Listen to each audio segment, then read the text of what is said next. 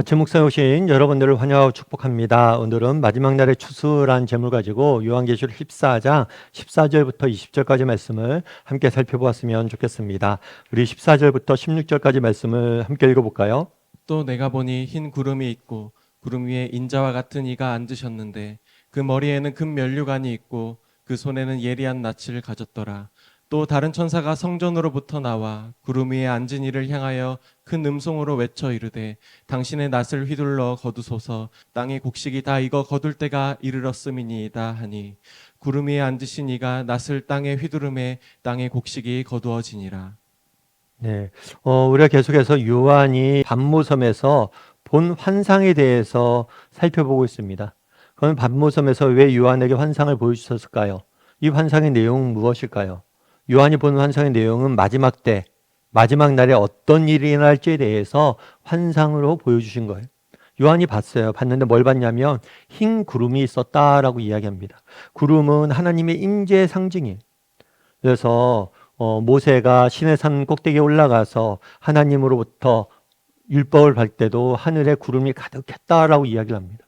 그래서 구름은 하나님의 임재의 상징이에요. 또 마지막 날에 예수님께서 구름을 타고 오실 것이다 라고 약속을 하신 거죠. 그래서 흰 구름이 있었고 흰 구름 위에 누가 있었냐면 인자 같은 이가 있었어요.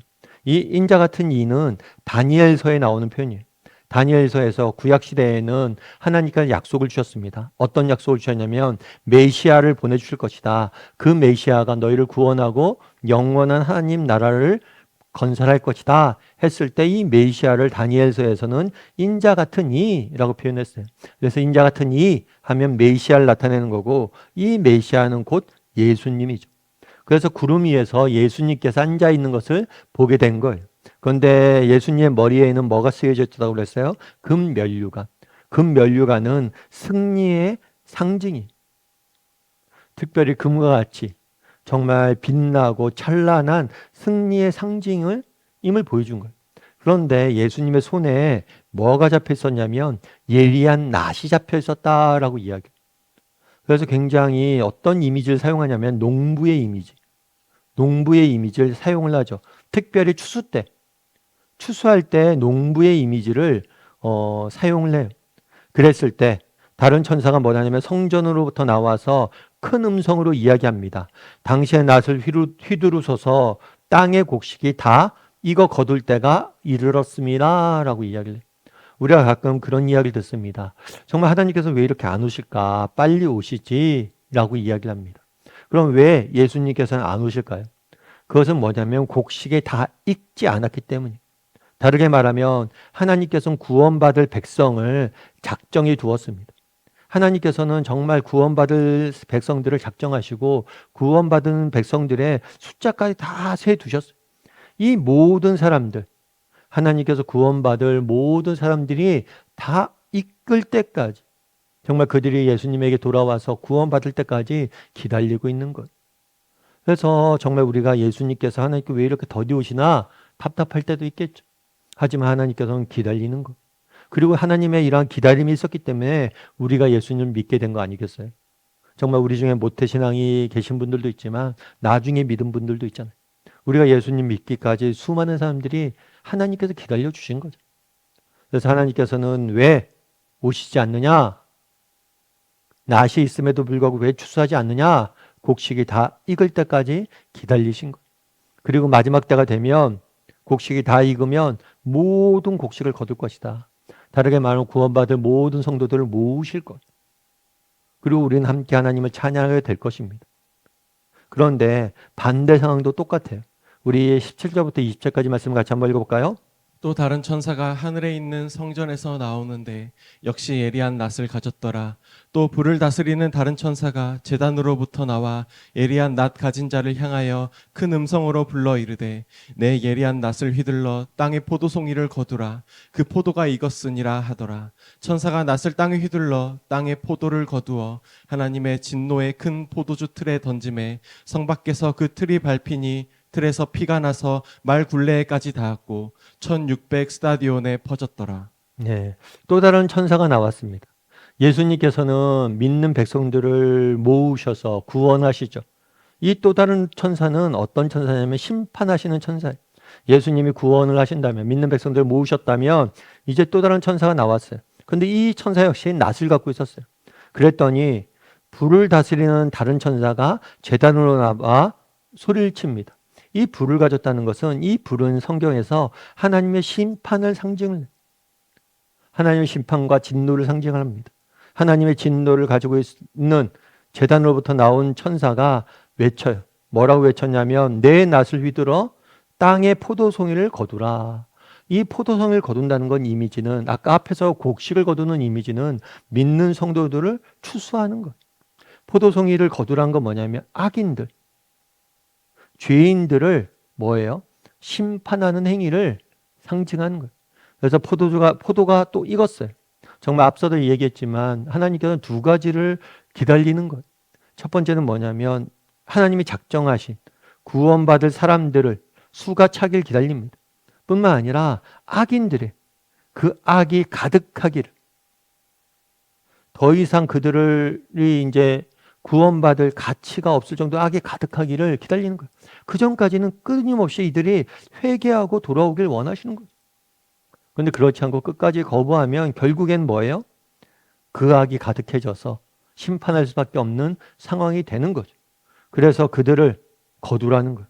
그래서 진노의 큰 포도주스에 던지고 틀을 밟아라. 이 틀을 밟는다는 건 뭐냐면 심판받게 될 거라. 그들이 심판받게 될 거라. 그래서 이 틀에서 뭐가 나와요? 피가 흘러나와서 말구레까지 닿았고 1600 스타디온. 스타디온은 그 당시에 길이의 단위예요. 그래서 스테디움을 측량할 때 썼던 단위로 약 180m 정도의 길이. 그 피가 온 땅을 가득히 덮고 있는 모습들을 보게 되는 거죠. 그만큼 심판이 뭐예요? 무겁고 힘들 것이라는, 최종적일 것이라는 상징을 이 이미지를 통해서 보여주고 있는 겁니다. 그럼 오늘 본문에서 알 수 있는 건 뭘까요? 오늘 본문에서 착용하고 있는 이미지가 있어요. 그건 앞서 얘기했던 것처럼 추수의 이미지. 농부가 추수하는 이미지입니다. 성경은 뭐라고 얘기하냐면 사람이 무엇이든지 뿌린 대로 거두게 될 것이다. 그날에 왜 추수의 이미지를 사용했냐는 거예요. 너희가 뿌린 대로 거둘 거라는 거예요. 우리가 믿음을 가지고 선한 행위를 하기 위해서 예수님 믿고 예수님을 따르고 살려는 사람들은 언젠가 기쁨으로 단을 거두게 될 거예요. 하지만 악을 행하고 하나님을 거부하고 끊임없이 악을 즐거워하고 정말 악 가운데 거하는 사람들은 마지막 날에 자기들이 뿌린 것을 거두게 될 것이다. 이 사실을 보여주는 것. 그래서 우리도 돌아봐야 돼요. 뭘 돌아봐야 될까요? 우리는 무엇을 뿌리고 심고 있는가? 정말 하나님께서 가을이 되면 정말 우리가 심은 그대로 여름이 지나고 가을이 되면 다 거두게 하실 거예요. 비록 여름이 힘들고 괴롭지만 이 시기를 지나면 가을에 다 거두게 하실 거예요. 그런 믿음을 가지고 우리가 선을 심는 사람들이 되었으면 좋겠어요. 그래서 선을 심었을 때 하나님께 다 거두게 할 것이다 라는 그런 상징을, 메시지를 상징을 통해서, 환상을 통해서 보여주신 거죠. 여러분, 에브라함 링컨을 아마 아실 거예요. 미국에 있는 미국인들이 가장 좋아하고 존경하는 대통령이죠. 근데 링컨 대통령이 어렸을 때 있었던 일이 있었어요. 그건 뭐냐면 어렸을 때 집 근처에 혼자 사는 노인이 있었대. 그래서 다른 아이들은 이 노인을 무시하고 놀렸는데 그래도 링컨은 이 노인이 불쌍히 여겨졌는지 이 노인한테 가서 집에 가서 여러 가지 일들을 도와줬대. 때로는 청소도 하고 때로는 마트에 가서 장 보는 것도 도와주고 여러 가지 도움을 줬던 거예요. 근데 노인이 혼자 사는 노인이잖아요. 가진 것도 많지 않잖아요. 링컨이 이렇게 쭉 도와줬는데도 불구하고 어떤 보답도 못했대. 제대로 먹을 걸 사준다거나 어떤 보상도 못했던 거죠. 그렇게 세월이 흘렀습니다.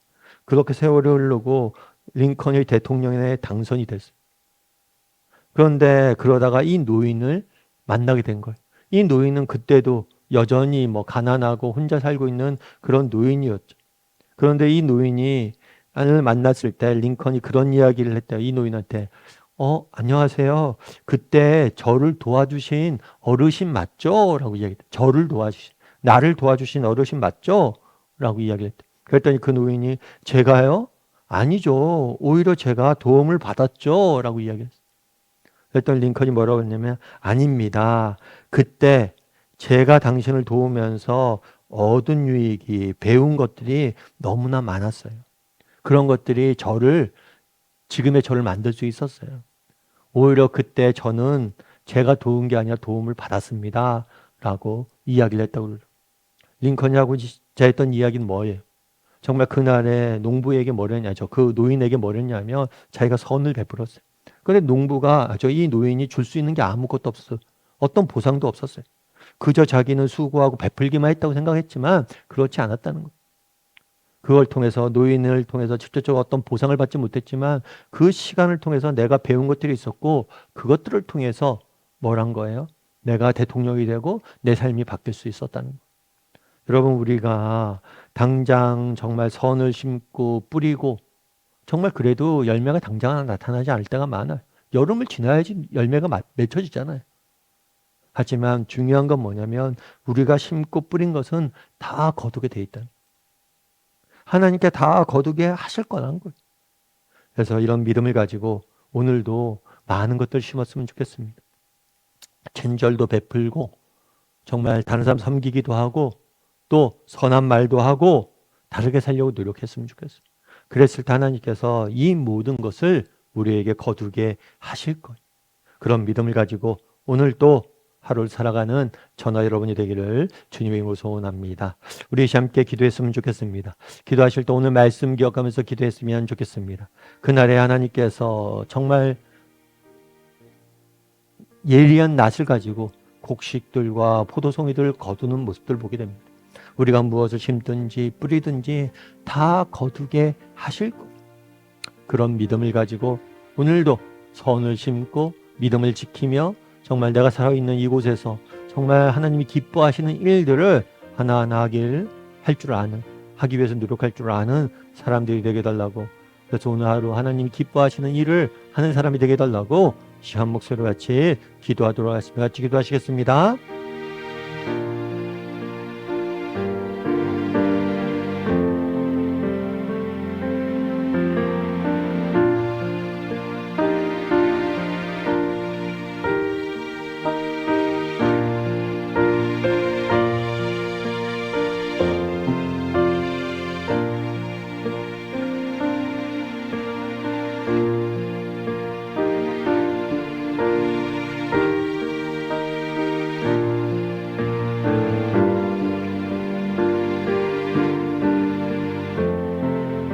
사랑의 하나님, 그날에 정말 예수 그리스도께서 정말 낫을 가지고 곡식을 추수하는 환상을 요한에게 보여주셨습니다. 정말 왜 이것들을 보여주셨습니까? 우리가 무엇을 심든지 무엇을 뿌리든지 여름이 지나면 가을이 되면 다 추수하게 될 것이 하는 사실을 보여주신 겁니다.